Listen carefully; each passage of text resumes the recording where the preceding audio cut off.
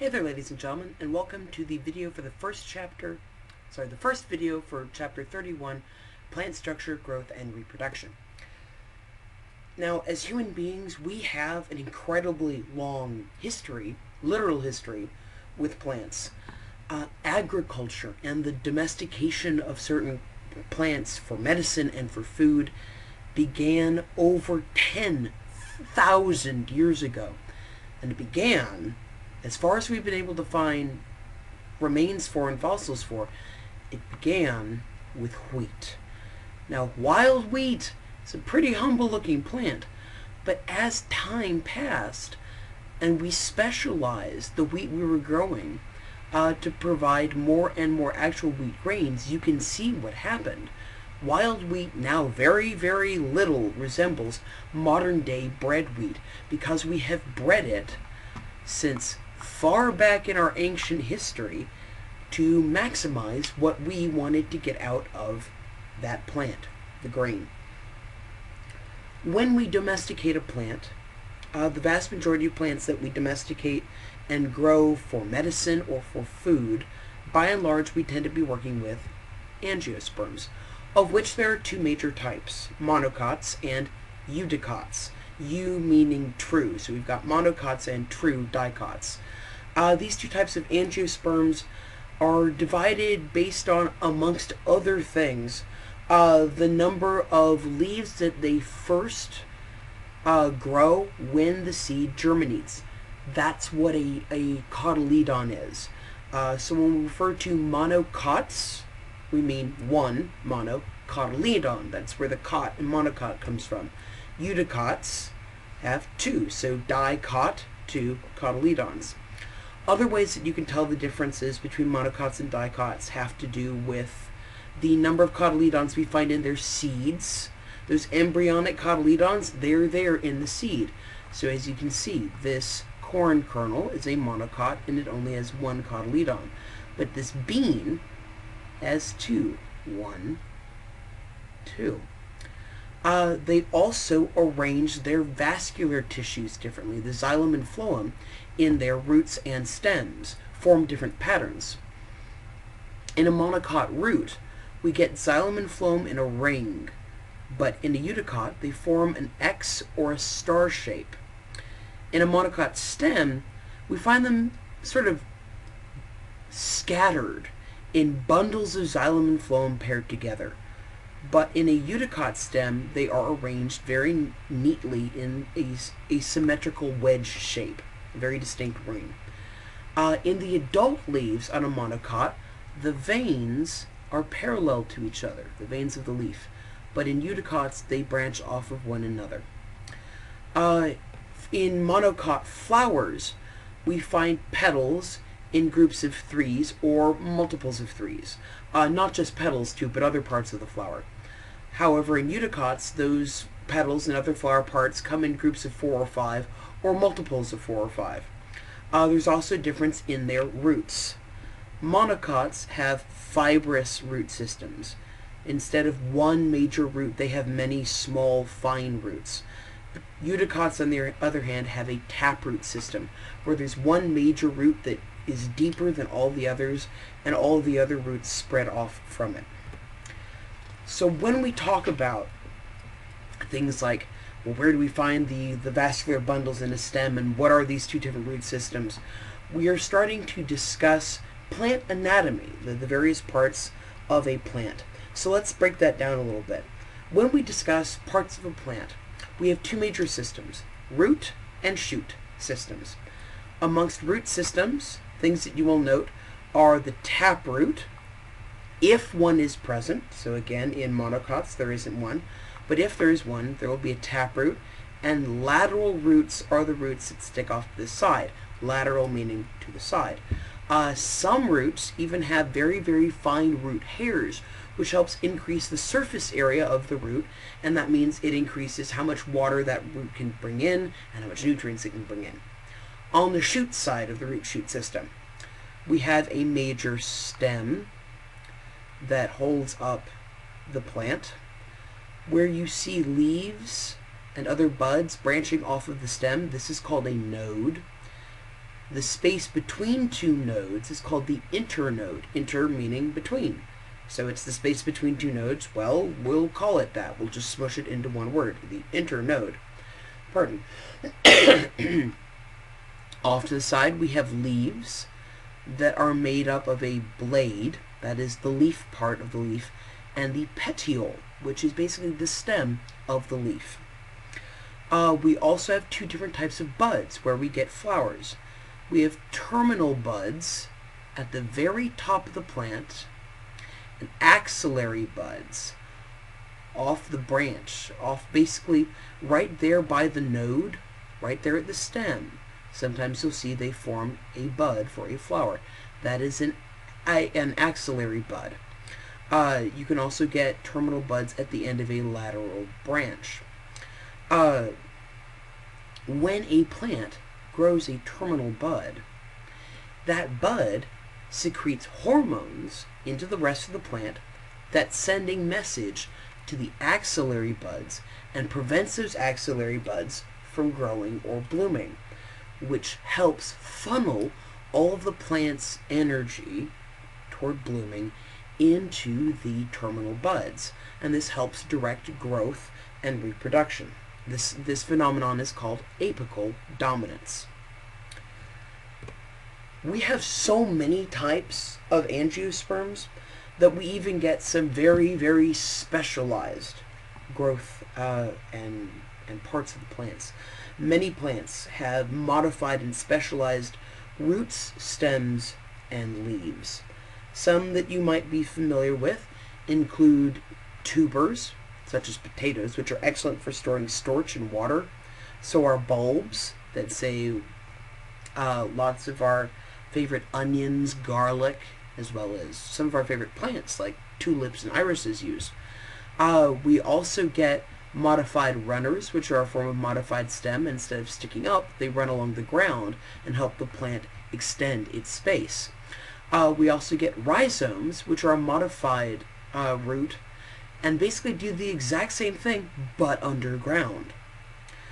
For modified leaves, we get tendrils, which we find in vines. We also get the famous thorn, as you see on the side of this rose cane, and also the spines that we find on succulents and cacti. Yeah, leaves, thorns, go figure.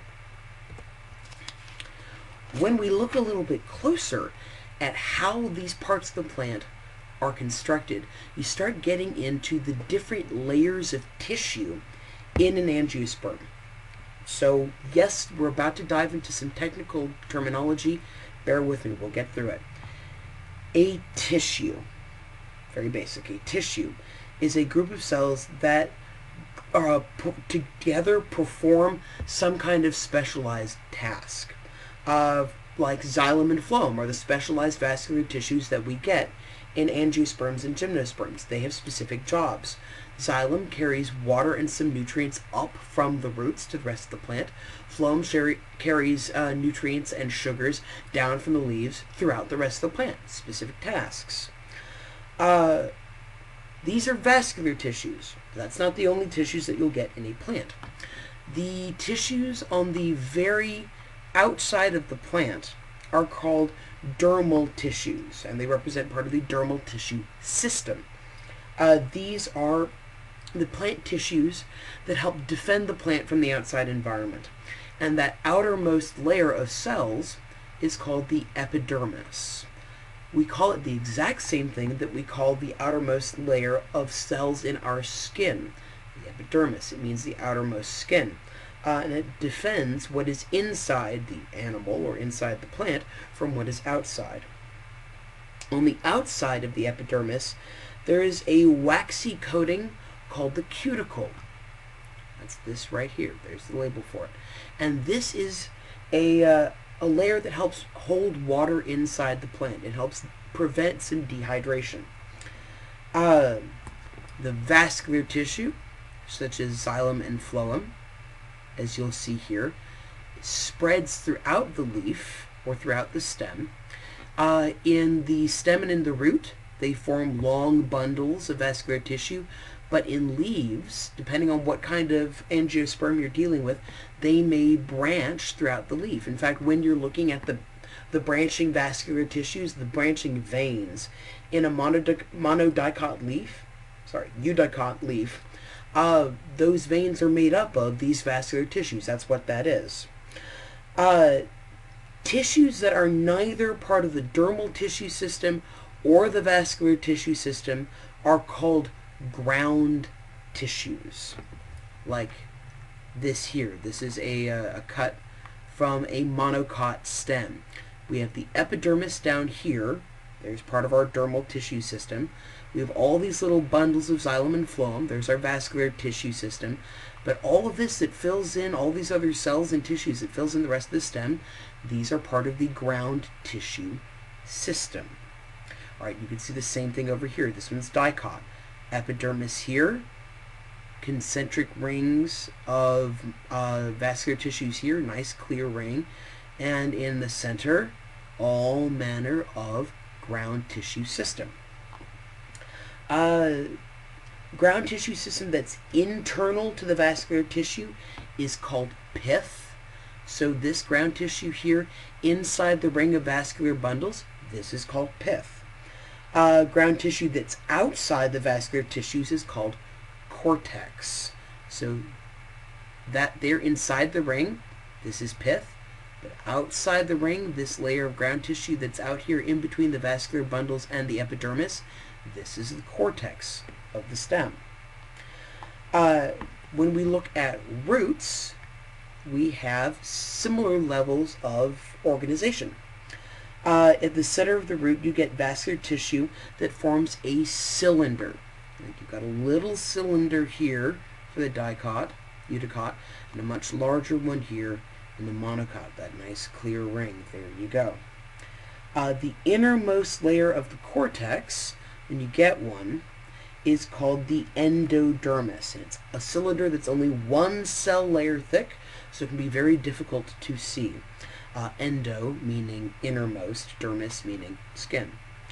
When we look at specialized structures in the leaf, you will find these open pores, usually in the underside of the leaf. These are called stomata, and they are surrounded on either side by specialized cells called guard cells. Stomata are a very important adaptation. By opening and closing the stomata, leaves can fine-tune, and plants can fine-tune how much carbon dioxide is allowed into the plant, which they can then use during photosynthesis. It's important to be able to fine-tune it because at the same time that carbon dioxide comes in, water can leave the plant in the form of water vapor if it begins to overheat and dehydrate. So being able to fine-tune how much is coming in and how much is leaving can be a very important adaptation for plants that, say, might live in warmer areas. It's very important for a lot of our local species here. The ground tissue inside a leaf is called the mesophyll, which takes up a couple different types. We've got palisade layer is a type of mesophyll, but so is the spongy parenchyma. Here they're both called parenchyma, but this is also a type of mesophyll. Mesophyll means middle layer of cells, meso meaning middle. Parenchyma refers to the type of cell and how it's structured. Palisade is named for the amount of light that can enter these cells. You see how tall they are, how open they look inside. This allows for a lot of sunlight to enter the plant for photosynthesis. Spongy parenchyma, spongy mesophyll, gets its name from the sort of open, airy, kind of full of gaps, soft-looking arrangement that it has. Like if you cut open a kitchen sponge and you looked at all the gaps inside. Similar appearance. When we are looking at plant cells, and especially inside leaf cells, we get some specific other structures. Plasmodesmata are a particular type of junction between plant cells that are open channels inside adjacent cell walls that allow cytoplasm and other molecules to travel from one plant cell to another. Otherwise, plant cells can be often isolated from each other because of the thick cell wall in between them. Parenchyma cells are the most abundant, most common type of cell in plants. They usually only have one primary cell wall, and these cell walls are usually pretty thin and flexible. Parenchyma are known for doing things like photosynthesis, respiration, and storing food. Collenchyma can look a lot like parenchyma. They also only have one cell wall, but their cell walls aren't all the same thickness. Some are much thinner in some places and much thicker in others. This lets them be much more flexible, and you find them more commonly in actively growing parts of the plant where that flexibility is very useful. Areas like really young stems and young parts of roots and shoots. Sclerenchyma, sclere meaning hard or armored, also get called stone cells. And they have a very thick secondary cell wall that is usually strengthened with a kind of molecule called lignin. And that's part of what makes that cell wall so thick and so strong. And this is a major chemical component that makes wood, on a larger scale, as strong as it is. And there are multiple types of sclerenchyma, one of which is long and slender, usually in bundles, and these are called fibers.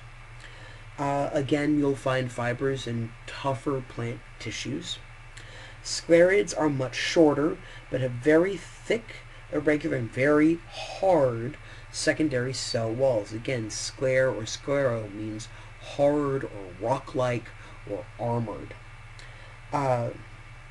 Sclerids are part of what make nutshells so hard and seed coats so strong. They also are what kind of give that weird gritty texture to pears. It's kind of nice, it's different from an apple, but if you ever wonder why a pear has that weird texture, sclerids are why. Tracheids are a very long, thin type of sclerenchyma cells with tapered ends.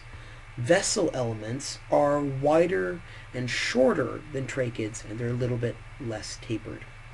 Another type of sclerid is called a sieve tube element, and these are specifically for conducting food up and down through the cell. They can be arranged end to end and form part of phloem tissue to help conduct food and other nutrients up and down throughout the cell. They typically grow with sieve plates, specialized type of plate in between the sieve tube elements, which allows for the food molecules to be moved from one cell to the next, and they are accompanied by a specialized type of cell called a companion cell. As you can see, here's the sieve tube element. Here's another one. There's a sieve plate. Here's what they look like in an actual cell. Actual slide. See, there's a sieve plate. Kind of awesome. Really does look like a metal sieve. And here's the companion cell that helps support the sieve tube element. Alright, folks, that's going to wrap it up for this relatively fast video, and we'll pick up the rest of Chapter 31 in the next video. See you next time, folks. Bye.